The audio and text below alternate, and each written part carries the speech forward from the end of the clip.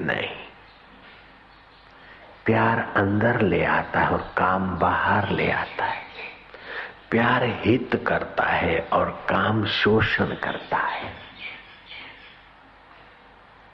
जयराम जी की प्यार आपकी मांग है और काम विकारों का आवेग है।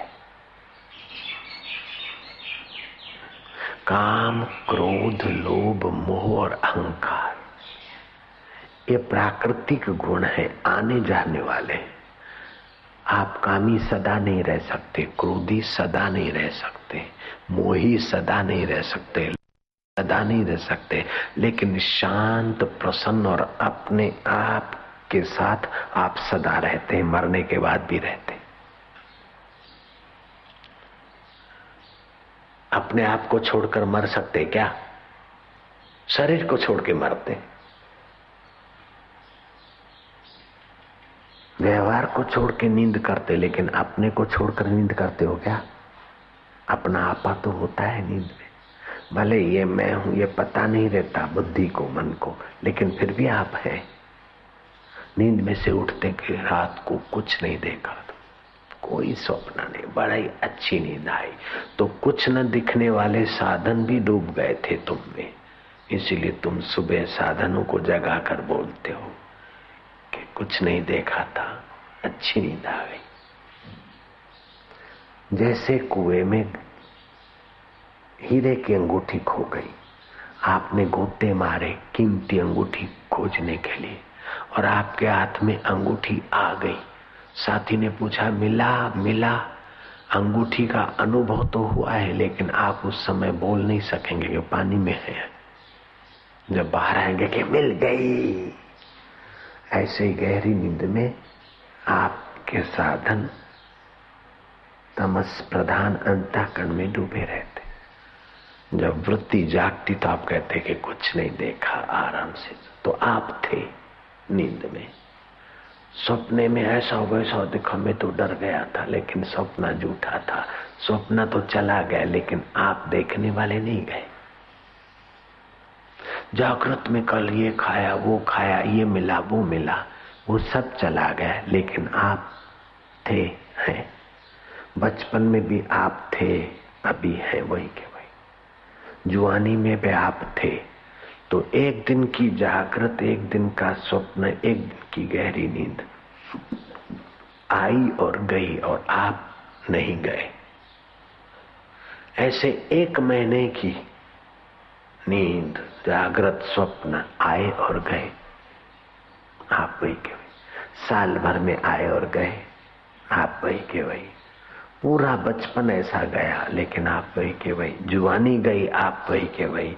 बुढ़ापा जाएगा, आप वही के वही। ऐसे ही मौत का स्वप्न भी गुजर जाएगा, आप वही के वही। ऐसे करोड़ों जीवन बीत गए, आप वही के वही। तो जीवात्मा शाश्वत है, परमात्मा भी शाश्वत है। तो जीवात्मा और परमात्मा की जात मिलती है। शरीर बदलता है और मन भी बदलता है, संसार भी बदलता है। तो मन, इंद्रियां, पहले अच्छा दिखता था, अब चश्मे की जरूरत पड़ी।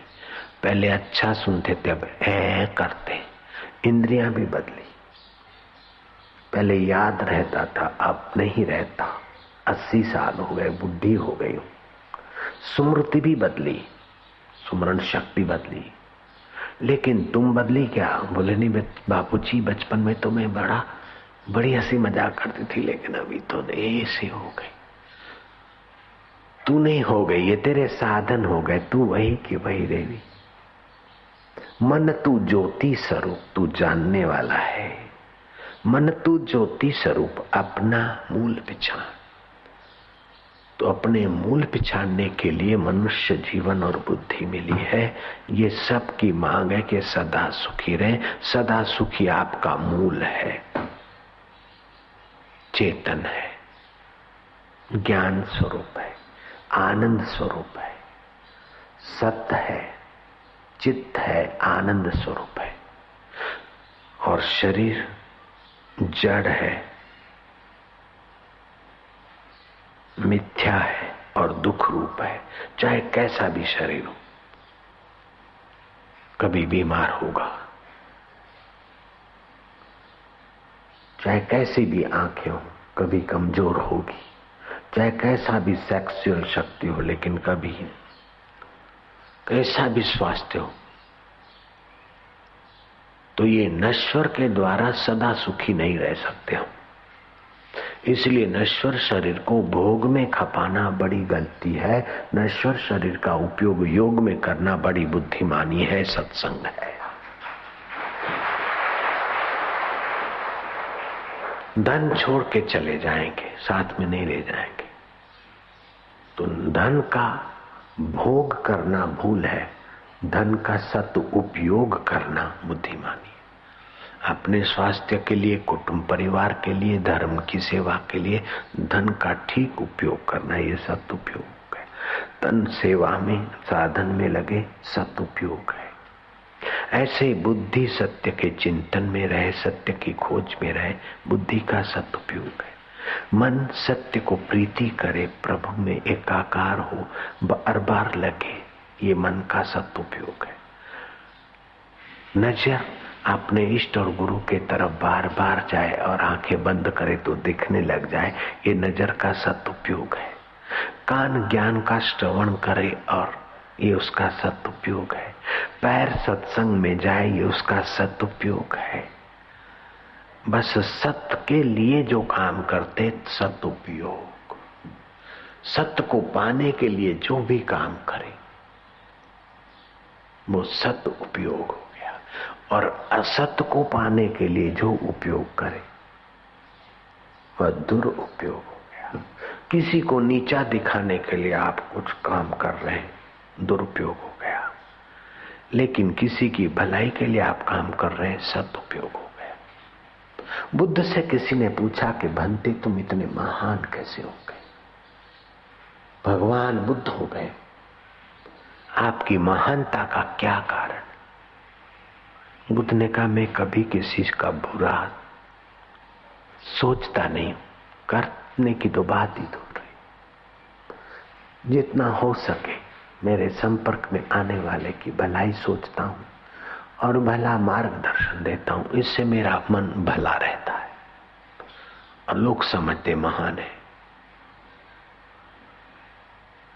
तो फिर आपके एक शरीर में मैं पना हट गया, सब में एक और एक में सब के रास्ते आप अनजाने में पहुंच गए।